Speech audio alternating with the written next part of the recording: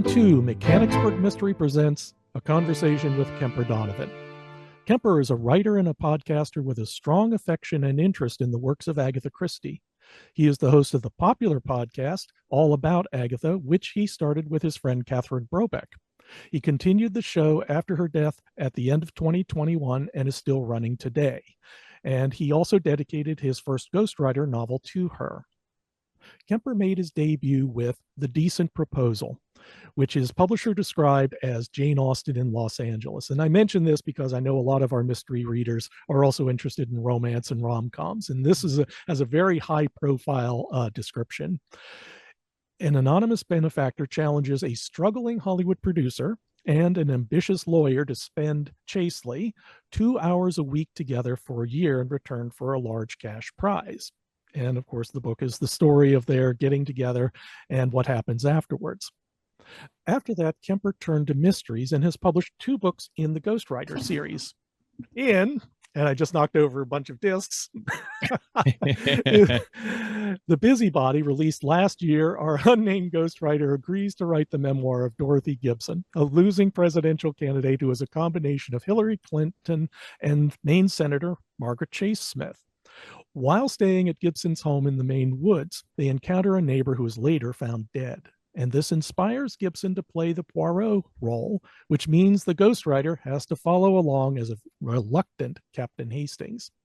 The second novel in the series, Loose Lips, and great cover, by the way, great graphics, will be published on January 21st. And in this time, we learn the ghostwriter's pen name, Belle Currer, and we'll get into that shortly. She joins a week-long cruise with 300 wannabe writers led by her longtime frenemy, as she describes it, a popular memoirist, essayist, podcaster, and influencer. The acerbic Belle, who dislikes cruises, again encounters murder. 3 of them, in fact, and that's not a spoiler because she tells you that in the first chapter. Kemper lives in Southern California with his husband and 2 daughters. Kemper, thank you so much for showing up today. Oh, I'm thrilled to be here. Thank you so much for having me. Yes, you're just starting your publicity push for Loose Lips, aren't you? This is, in fact, my very first interview for Loose Lips. So if I'm if I'm working out some kinks in these answers, you're getting the unvarnished truth here from me. Oh, that's lovely. That's lovely. I also appreciate that because I like a conversation, and after a while, I understand you tend to go into the same pathways when you're describing something, and this time Yes. it'll be very fresh. Those grooves, you tend to get into those grooves get worn real deep by the end of the promotion. So this is just going to be nice and fresh. We'll be establishing the grooves, figuring out where I want to go. Absolutely. Absolutely. Now, you mentioned in your biography, you grew up in Los Angeles, and of course, now that's in the news. So it leads me to ask, what part of Los Angeles did you grow up in? So I've lived in Los Angeles for the last 20 years. I actually grew up on the East Coast of the United States, though. So I've lived in LA for 20 years. That's, showing my age here, but I've now lived in Los Angeles longer than I have anywhere else. So I definitely would call it my home. And I'm in Santa Monica. I'm on the west side of LA. So yes, in the news very recently for all of these terrible forest fires that we've been having, including one rather close to Santa Monica, the closest it's ever been since I've been here in 20 years. So it is very much a wild time right now, unfortunately. Are you having to be worried about it? Are you scenarioing possible futures here? Yeah, I mean, we're not in an evacuation zone. There actually is a northern swath of Santa Monica that did have an evacuation order, which is crazy. But the Pacific Palisades was devastated, and that's just north of Santa Monica, essentially. So, yeah, we've packed a bag in case we have to go, and we're mainly just monitoring air quality. That's one of the big issues. And we have 2 young children, the 2 daughters who you mentioned, and their school has been canceled, and trying to figure out when we can safely return to school and all of those things. So everyone's just kind of at a standstill right now, and hoping for the best, and obviously wishing all the best for all of the firefighters who are in 5 different areas right now of Los Angeles. It's unthinkable. Yeah.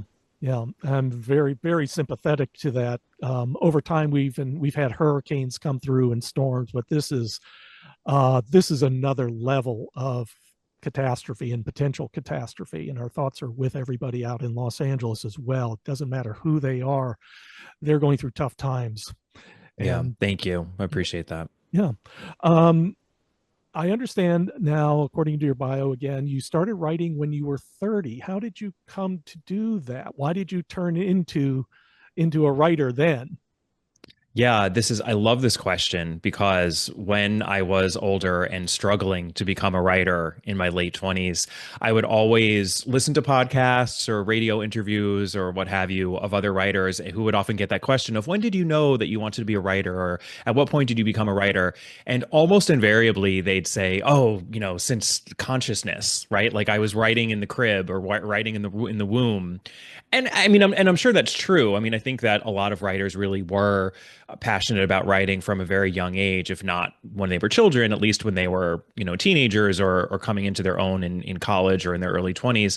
And that really wasn't the case for me. I was very much a late bloomer on this. I went to law school right out of college, I think just because I wasn't sure what I wanted to do. And I was almost extending the school experience, which ended up being a wonderful experience for me, even though I don't use my law degree in any sort of a traditional sense. But I made wonderful friends. And I think it actually helped teach me how to become a better writer. In a lot of really important ways. I mean, you have to write very persuasively and economically when you're doing legal writing. And I think that's put to good use, especially in mystery writing, in genre writing that is meant to entertain.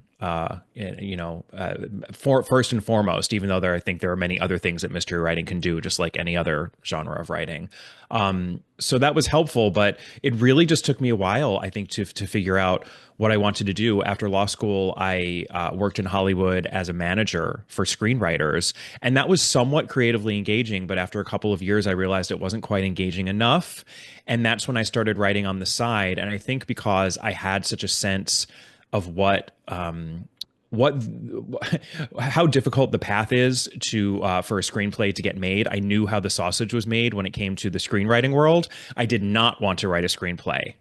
And I'm sure if I had worked in publishing, I would have felt the same way about writing a novel, right? I would have been like, "Oh God, that's too difficult. So, like, forget that. I'll try to write a screenplay." So I really did turn to fiction writing, and that was what eventually turned into The Decent Proposal. It took me years to write it. And I do think that I've thought a lot about this, but I think the reason that there are relatively few people who turn to writing later on in life is that once we're fully fledged adults, we are very hard on ourselves. And I think every writer, when they're in those initial stages of figuring out what they want to write and how to write, has to go through a long period of writing terrible stuff, writing really bad stuff. And I think when you're a teenager and when you're in your early 20s, you have ambition, you have a lot of forgiveness when it comes to, okay, well, maybe, I'll get better. And I think once we get in, later into our 20s and our 30s, and we realize how quickly time passes, it's very difficult to get over that hump with all of that sort of that knowledge and awareness as adults. But I say that as encouragement, especially in case anyone is listening, that you'll get over the hump, probably even quicker than you would have when you were a teenager or a child. But it's just that much more painful, I think, because you're doing it with your eyes open.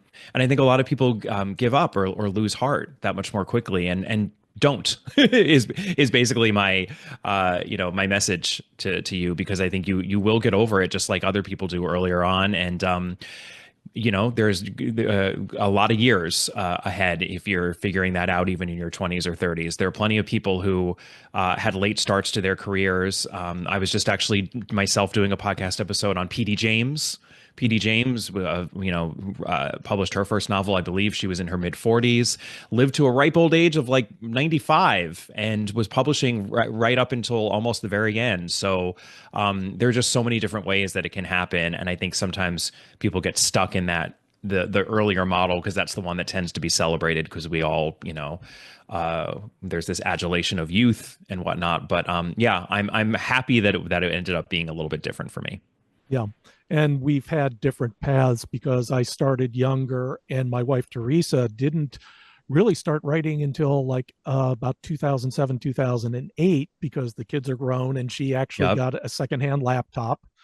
And she told me later that she had always been telling her stories to fall asleep. She would just make up stories in her head, and she didn't have the confidence to think that, oh, maybe I should write these down. Hmm. And the following couple of years, and she was 58, in fact, when she started writing, and now she's got 4 novels out and she's working on Yep. a fifth. Yep. And if you look at her hard drive, it's absolutely crammed with stories, bits of stories. The first couple of years was just like this outpouring of Hmm. ideas and thoughts. And sometimes I don't even know how much she has, but she wrote quite a lot of words. So, yes, you Yes. absolutely right. Um, and as a matter of fact, ambition kind of plays a role. It has kind of a theme in Loose Lips because you have 3 writers of varying ambitions and drive, and that Yes. does come into play. And one of them, of course, is Belle Currer, the ghostwriter, Hmm. whose pen name we now learn. And what is the foundation of her character, or why does she have no name? She didn't have a name in the first book, right? That's correct. Okay, Yeah. I So thought in the so. Busybody, she was nameless. I had a nameless first person female narrator. Right. And it's funny, when I went on tour for the Busybody, I had more than one person say to me, "Oh, well, obviously you did that because she's a ghostwriter, and ghostwriters don't give their names." And I was like, I never thought of that. And I really didn't. I was like, I should pretend that that is exactly why I did it, because that is a very simple, clear and understandable reason to do that. But unfortunately, that was not, did not at all come into play. So, but hey, there's that, because I do believe that intention is only one part of, what it ends up, as the book that everyone reads, right? Like authorial intention is just like one piece of the puzzle, which is why it's so much fun as an author now to talk to readers who have such different takes on what you created, because like that it's all valid, when you're reading a book, it's whatever it is to you. And it's so interesting to see that process as an author. But for me, I was actually partially inspired by Rebecca by Daphne du Maurier, which Mhm. very famously features a first person female narrator who is nameless. And also, it was just something that was an organic part of creating the character. I didn't set out to keep her nameless, but the name did not come to me, and it continued not to come to me as I was thinking about the story, and even as I began writing the book. And then finally I said, you know what? I think I'm just going to lean into this and not name her. And she is a sort of enigmatic and withholding, especially withholding sort of a person. Let's just say she has intimacy issues. She puts barriers between herself and the world. And it just felt like that was something that she would do. That if she were going to write a book in which she were telling the story from the first person, that she would say, you know what? I'm not going to tell you what my name is because I don't want to. So I just ran with it. Yeah, because she says at one point, even my facade has a facade. Yes, yes, yeah. My facade is so thick it has a facade. Yeah. Yeah. So, as far as Loose Lips itself is concerned, what was the inspiration? Why did you go focus on this cruise ship idea? So, as you mentioned in your lovely intro, thank you for that. I am an Agatha Christie fanatic, having done this podcast for many, many years at this point, and I grew up loving Agatha Christie, and mystery in general, but always particularly Agatha Christie. So, given my own intrinsic love of her and the fact that I have all of these podcast listeners, when I started writing The Busybody, and it was conceived as a 3-book series, I knew that I always wanted to do Agatha Christie-ish things in all 3 of the books. And I love Agatha Christie's transportation novels. That's what I like to call them. I mean, and the big obvious ones are Murder on the Orient Express and The Mystery of the Blue Train. Those are the train novels. There's Death in the Clouds, which is her plane novel. And of course, there's Death on the Nile. There's actually also a short story version of Death on the Nile, which is a Parker Pyne short story. But the biggie is, of course, the Poirot full length novel, Death on the Nile. And this is in some ways an homage to all of those, actually, and to the idea that a mystery set on a mode of transportation it's a particularly apt setting because people are on shifting sands and can pretend to be other than they are in a way that I think is a lot more easy and convincing than if they were at home, or at least in one place. I think when people are traveling, they do sometimes play a little fast and loose with who they are and how they act, and it's an opportunity to reinvent yourself. And I think you can take all of those sorts of dynamics and use them in a mystery. So I really wanted to do that on this one. And then the other thing, like you mentioned, that there are three writers who sort of, form the core of this mystery, and that's very much true. And the other Agatha Christie-ish thing I did, which is a little bit more subtle, is that Agatha Christie, I think, often would inject real life scenarios into her novels. And I think people don't even realize that the extent to which she really did that. Everyone knows, of course, that Murder on the Orient Express has a backstory that she ripped from the headlines with the Lindbergh baby kidnapping. And there's The Mousetrap, which, is incorporating this horrific case of foster care gone awry, which actually did happen. But she did it constantly. Like, there's so many true crime references and just little pieces of things that were happening in her world that she would incorporate into the stories. And I think it was always really fun for her contemporary readers to see those flashes of real world events and characters and things like that. And a lot of that gets lost, now that we're reading her over 100 years later. Things like in Appointment with Death, there's this character, this female member of parliament named Mrs. Westholme, who is very much based on Lady Astor and a couple of other larger than life figures who at the time people would have been like, oh my God, I see exactly what you're doing there. Or at Bertram's Hotel was based in large part on the Great Train Robbery that happened in the 60s. And like that, I had to do research on that for the podcast when we were covering At Bertram's Hotel, because I didn't know that at all, but that definitely would have been something that people thought of. So in the same way I did that, you mentioned in my first mystery that the detective character was based a little bit of a mashup between Hillary Clinton and Margaret Chase Smith, which is very true. There are even a couple of other politicians thrown in there. She's a bit of an amalgamation, but it's sort of trying to capture that moment after the 2016 election. When Hillary Clinton lost, and there were those, the pictures of Hillary taking long walks in the woods, and just that weird frozen moment post 2016. That's when I had the idea of like, oh, I should set a murder mystery in this time. And what I did with this one is that not only do we have our boat setting a la Death on the Nile, but there was this wonderful article that was written in the New York Times called Bad Art Friend that came out a couple of years ago. Oh, That was yeah. all the rage on sort of on social media in Twitter. Like, you definitely read Yeah. it. You might not immediately remember it, but it was this scandal involving two writers who had kind of like grown up together as writers within MFA and creative writing circles, and one of them was accusing the other of stealing an aspect of her life for Oh, purposes of this short story that had just blown up and like it sort of exploded. But then the scandal itself exploded, and it was great because like you could see both of their perspectives, and like it was easy to get on either side. Sometimes like it was a long form article that was written in the Times, and like as you would read it, you'd be like, oh no, I think I side with her. Oh no, now I side with her. And it was just very whiplashy and fascinating.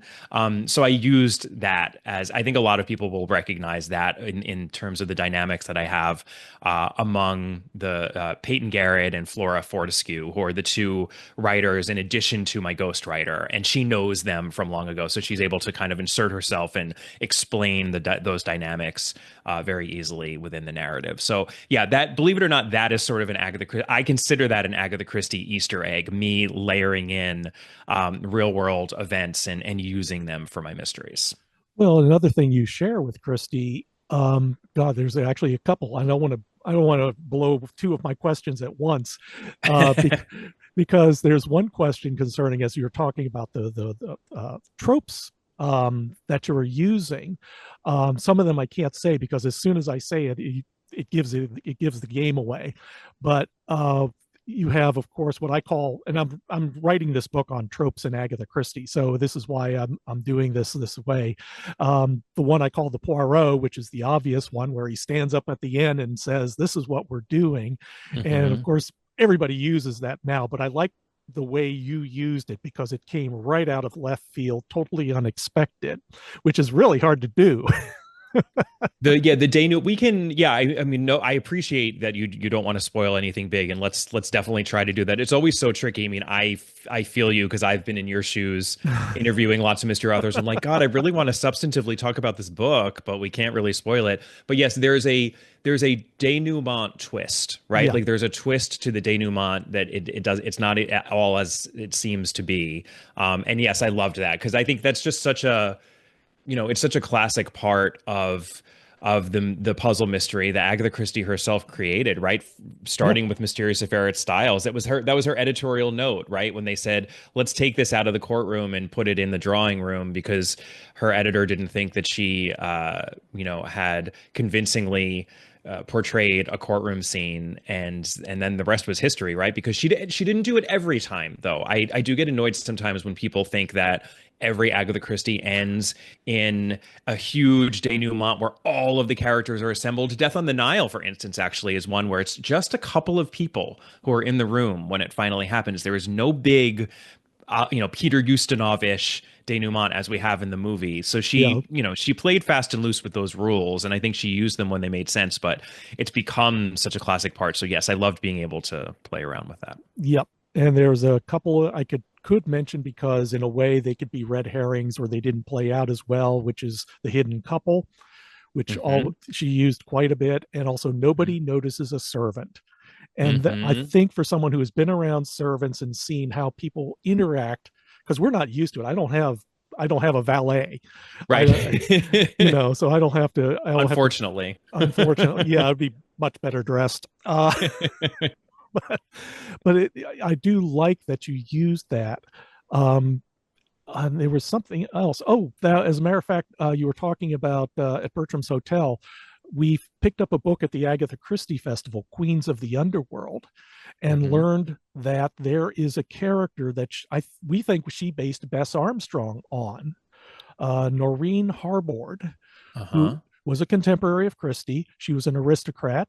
She was also a smuggler, Oh, interesting. and she worked with a race car driver in Europe and smuggled watches in his race car.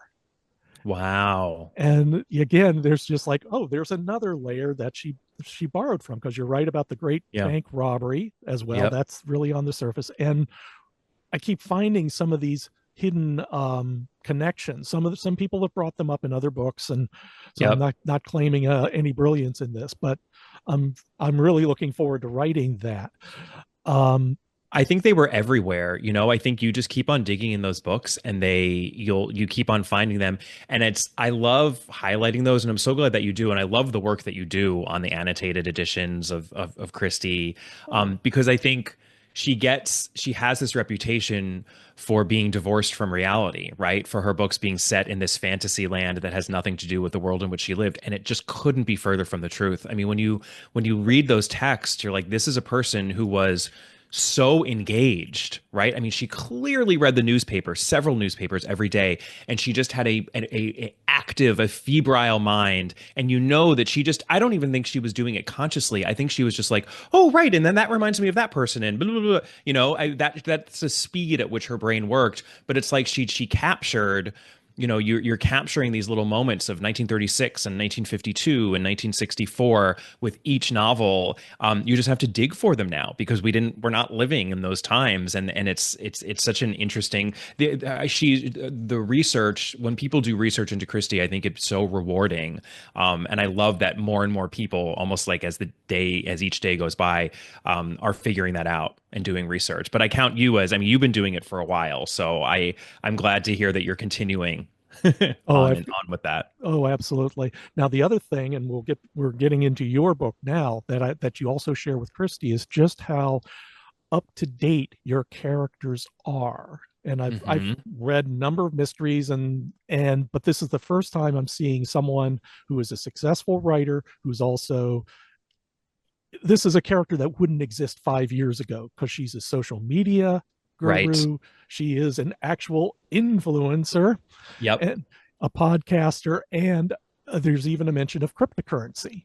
Yep. And Absolutely. just reading this and just kind of really grooving on how modern your books are, how contemporary. And modern and contemporary doesn't say it. It's like I said, you hit on something that 5 years ago nobody would believe that, if you Yeah. understand. Yeah, no, absolutely. And I think, and in some ways that's Christie-ish and in some ways it's not, right? I mean, I would never, have the pretension to think that I managed to have it both ways the way that she did, which is that she absolutely was pulling from contemporary events and people, and all of those little elements would have been recognized by contemporary readers, but then somehow she was managing to at the same time create these timeless texts so that the contemporary references are easily overlooked, right? Which is why, again, the research is so fascinating because we would never know. That is a skill because she managed to make her texts evergreen. I'm not doing that in the same way because I'm not even trying because I wouldn't even know how to do that. And I think you're right. It's like someone reading Loose Lips 10 years ago will be like, what sponsored content? Like, what is that? What are you talking about? I have elements of a Kickstarter in the busybody. So, and 20 years from now, probably a lot of those terms will seem quaint, just the way that like the information superhighway or, AOL online even seems a little quaint to us now. So that's a risk, but it's at least doing one thing that Christie did. But if I ever can figure out how to make them evergreen in the same way she did, then I guess, I'll be that much richer, but I'm not holding my breath. Yeah, actually, she, I think, epitomizes the iceberg principle better than Hemingway, because you're right. She's able to do these modern books, but she focuses so much on character, Yep. motivation, psychology, and minimizes the direct connections unless they're just so big, like the Lindbergh kidnapping, which you can't Right. avoid, Yep. because that's why we're seeing, when we're looking at the various the true crime parallels, that all of a sudden you're looking at this and going, she based Ruby Keene on a strangulation case with the victim having the same name. Right. And Yeah. It's that, no, it's crazy. And I think you're right. I mean, that's probably the answer. It's very simple. It's that she keyed in on character and she's so good actually at creating these characters. So it doesn't matter that you don't know who Bess Sedgwick is based on because you read Bess Sedgwick and you're just like that this is a fascinating character. And same thing with all the characters, for example, in Death on the Nile. I mean, I did think about that so that hopefully if you're reading Loose Lips and you never read the Bad Art Friend long form New York Times piece, it shouldn't matter, right? Because you're still I explain what the dynamics are, and I'm sort of reproducing it for my purposes in the mystery, and then they should take on a life of their own. So yeah, I mean, to the extent that I can, I think you're right. The answer is just to create good characters who exist on their own and are supported by the text and nothing else, even if they obviously or not so obviously came from elsewhere, if their origins are from outside the text. yeah. So, and you have with Peyton, you have a very ambitious writer who's almost like you say, I think somebody probably said it, a force of nature in the book, and having to deal with Flora, because you essentially this is a triangle story between Peyton, Flora, and Belle. Um, Yes. and again, I can't say too much about it because otherwise I don't want to give it away. But for most of the book, it's really about the rivalries and how the characters orbited around Peyton, how Belle and Flora did, and what that did to them. Hmm. Um, it's really quite fascinating seeing how somebody is wanting to be a writer but doesn't have quite the juice for it, and how someone like Peyton is able to just, it seems almost effortless, and Yep. yet it can't be. Yeah, and a little bit, the dynamics there, and that's why I chose to use the Bad Art Friend model because it maps on very nicely to the triangle in Death on the Nile, and I think any lover of Death on the Nile will be able to see that I'm doing a little bit of a Jacqueline de Belfort with Flora Fortescue, right? I mean, the Yeah. one of my favorite aspects of Death on the Nile, the novel, is that Jacqueline de Belfort essentially stows away on the boat, or she at least, gets onto the boat without Lynette or Simon's knowledge. And then it's like, oh no, like we're stuck with her. And that's very much what's happening. We have that moment here where Peyton is like, what are you doing here? And it's a disaster. And to be perfectly honest, I was inspired by the text, but every lover of Christie, I think, need not be ashamed for loving the adaptations as well, because that's just such a part of Christie fandom. And the Peter Ustinov Death on the Nile is one of my favorite, if not actually my favorite Christie adaptation. We discussed this at the Agatha Christie Festival, actually with Teresa, Yeah. in the All About Agatha panel, where we were crowning the best adaptation. It came in second, Hmm. Death on the Nile, but I was also very much inspired specifically by Mia Farrow's portrayal of Jackie. She's not even really Jacqueline there. She's Jackie. And it's not quite what it is in the text, but the way that she needles them on this tour in Egypt and on the boat and makes their lives a living hell. I was really thinking about that when I was creating the dynamics between Flora and Peyton. Yeah, that is my one of my favorite adaptations as well, and it's Mia Yeah. Farrow who just that's one of the faults of the God, I'm blanking out on Sir Kenny, on the Sir Kenny version, because Gal Gadot doesn't embody that same type of hostility. It's like she can't let herself be the bad girl, and she is Yes. excused, whereas Jacqueline, she wants what she wants. She And does. I've talked about this on the All About Agatha podcast, but I do think that that we have three really interesting at this point, splashy adaptations of Death on the Nile: the Suchet, the Ustinov, and the Branagh. None of them captures the relationship between Poirot and Jacqueline, which is mm, so key to why that book is as brilliant as it is. They do different things, and Mia Farrow is just playing, it's a slightly different character, and I love what she does with it. It's a very like principled departure from the text. And I think it's Emma Mackey in the Gal Gadot version, and she's an excellent actress too. I love her. I was very excited when I heard she was playing the role, but it didn't do it. mm, And the Suchet one, has some things going for it, but in that one as well. Yeah, I love that relationship in the text. yeah. Um, Getting back to Belle, Yeah. she's an interesting character because, of course, I had no notions when I started reading what I would end up encountering. And she is, like you said, we talked about her being a person who is keeping herself to herself. And it seems like you're actually taking her on a journey, because by the end of this book, she is different from what she started out with, right? Yes. So when I sold The Busybody to my wonderful publisher, Kensington Books, it was sold as a three-book series. And that was very important to me. I really wanted to do this as a series because I love the Poirot series and the Miss Marple series and Christie. And I think so many of my favorite mystery novels are within a series. So if at all possible, I really wanted to do this at least as a three-book series.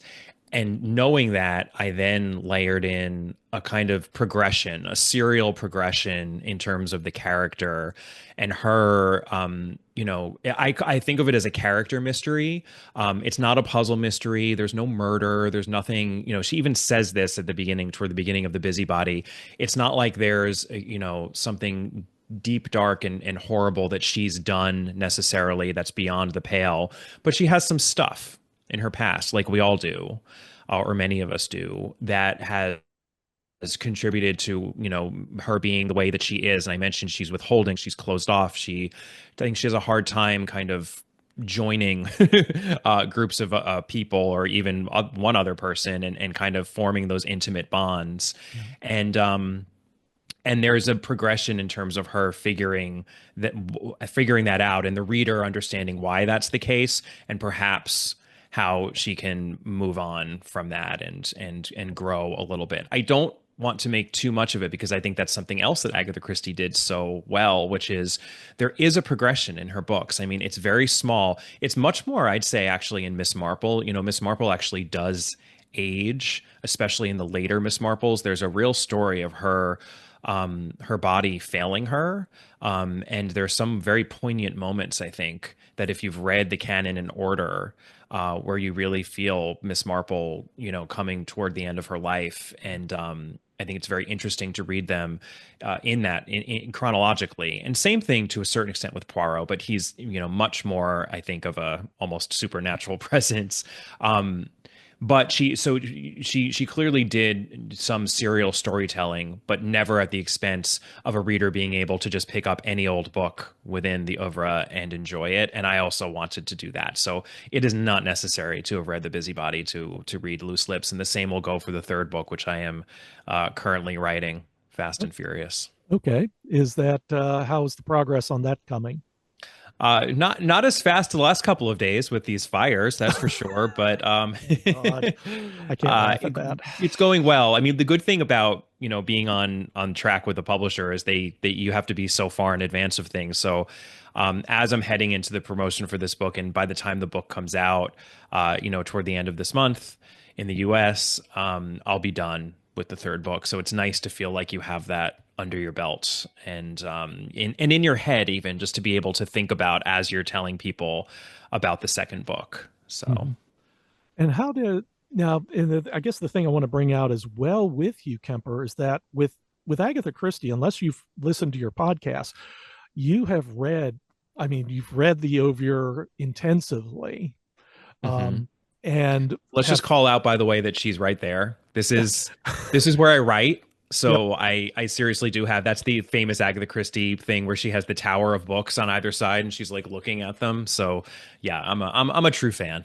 yeah, and that means in a way, and I guess this is what we've discovered in our investigations of not just annotating the books, but we've watched. My wife and I have watched all uh, going on almost 300 Agatha Christie adaptations in various forms from various countries.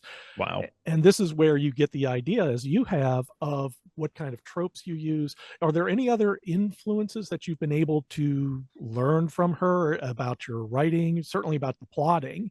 I'm very grateful, by the way, you actually do have. I've read, unfortunately, too many cozy mysteries where it's just like, oh, they just didn't know who was the murderer until the end. And then they just decided, okay, we're going to make it that person. Right. So I appreciate your plotting skills in your Ghostwriter series. So is there any other aspects that you might have picked up along the way from your intensive reading of Christie?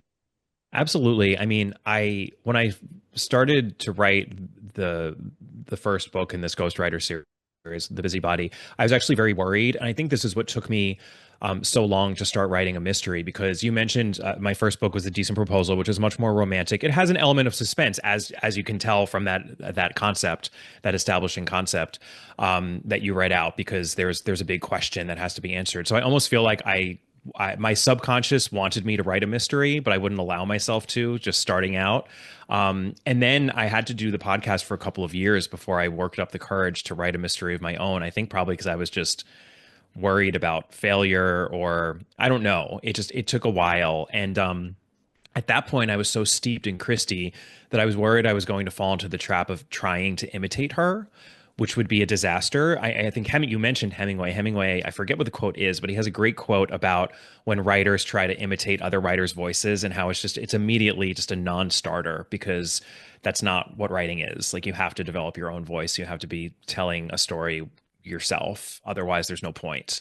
And so really focused in on the structural things that Christie does with the plotting, or really the puzzle making, because I think those you can lift and use, right? Because those are building blocks that a writer uses, but they're not a writer's voice. They're not the actual tools on the page, so to speak. They're like one step behind it. So you're absolutely, and that's the greatest compliment, that you feel like the plotting on it in the books was good to any extent, because I did work really hard on that, and I was very much inspired directly by Christie. But then otherwise, I just tried to be indirectly inspired by all of the other ways in which she's a genius writer, which is that probably number one, how economical she is, how simple and straightforward and clear her prose is. There are very few people who write like Agatha Christie. And again, I wouldn't try to write like her, because I think it's inimitable, but you can take the lesson of make your dialogue snappy, don't be too wordy. Try to make every word count and make every scene count so that you're moving the story along, because you can still do interesting character work and you can still paint the scene and bring it, in front of a writer's eyes, but you don't need 3,000 words to do that. Try to do it in 30 words like she did, and then maybe you'll be able to do it in like 300. Yeah. So I did try to be indirectly inspired by all that, and the characterization that she does as well, because I just think in every area of writing, Christie was firing on all cylinders. And I know she's mainly recognized for her plotting and her puzzle making, but I think in her very best books, and Five Little Pigs is our number one ranked novel of Christie's. It's sort of like the favorite, especially I think among like Christie superfans, like Christie aficionados. There's a real trend there that I think I'm not alone in that opinion, and that was very much Catherine's opinion. I should say, if Catherine Brobeck were here, she would hasten to add that I did not like Five Little Pigs that much before we started the podcast, and she is the one who argued for its brilliance. So I came over to her side. I was persuaded by her.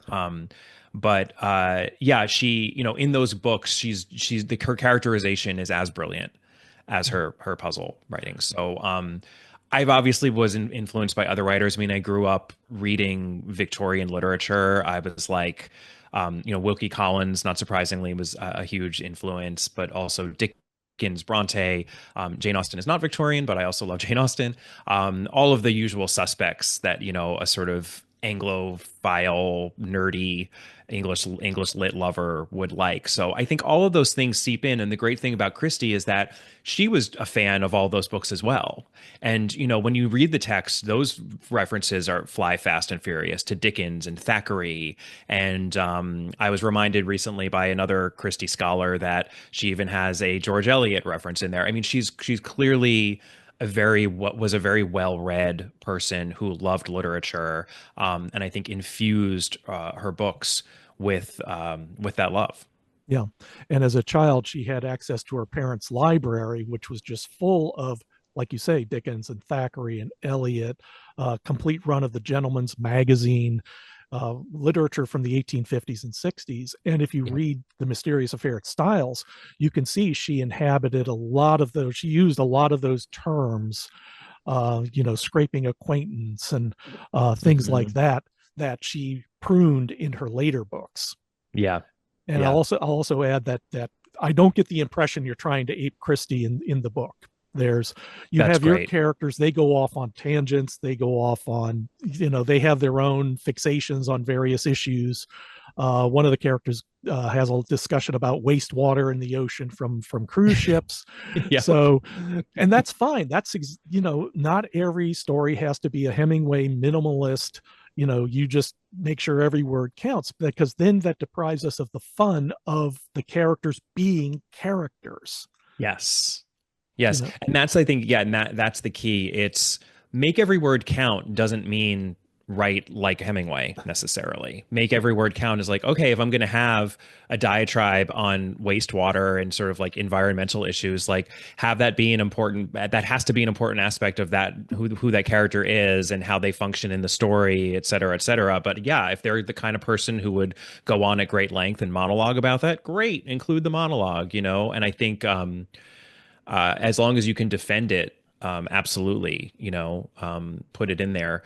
But yeah, well, that's I also like to think that Christie herself, I have to imagine, if someone had told her like, oh, I want to imitate you and write exactly as you did, I feel in my bones as a Christie lover that she would have been like, oh my God, like, no, go write your own thing, you loser, basically. And but she would say it much kinder than that. She would. She, of course, would say it much kinder than that. But that would be, that would be the sentiment behind it. And it would be warranted, I think. So I tried when I was writing these books to think, okay, how can I be inspired by her in a way that she would approve of, basically? And it's how I would approve of it, too, of course. So, yeah, that's great to hear. Okay, great. Now, for people who would like to know more about you and your writing, what's the best way they can do that? Sure. Well, I have an author website, so it is kemperdonovan.com. No punctuation in there, just all is one word. Maybe we can throw up a link to that or something like that in the notes. But Yeah.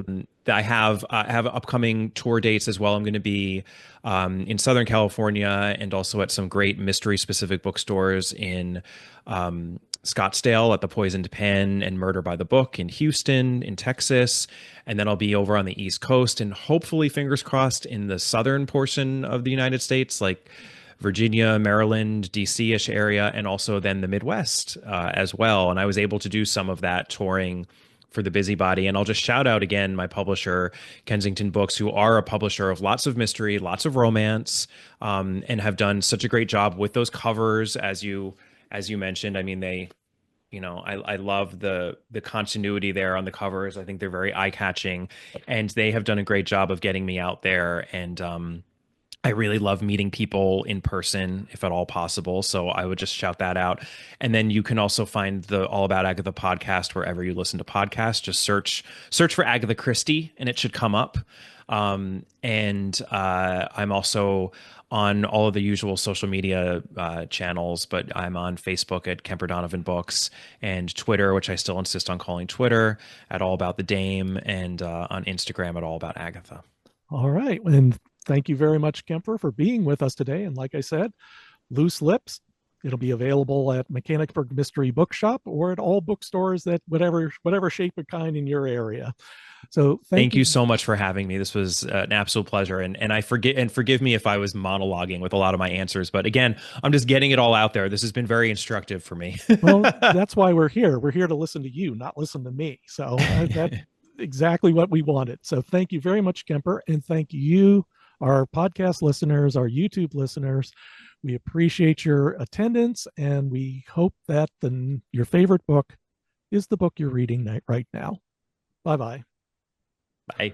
The Mechanicsburg Mystery Presents podcast is sponsored by the Mechanicsburg Mystery Bookshop in Mechanicsburg, Pennsylvania. The store is open with limited hours, plus we accept appointments and offer a drive-by service. The store will also ship books to your home, including those from the Peschel Press Mystery line, including our annotated editions of novels by Agatha Christie and Dorothy L. Sayers. To learn more, visit the store at www.mysterybooksonline.com. And thank you for listening.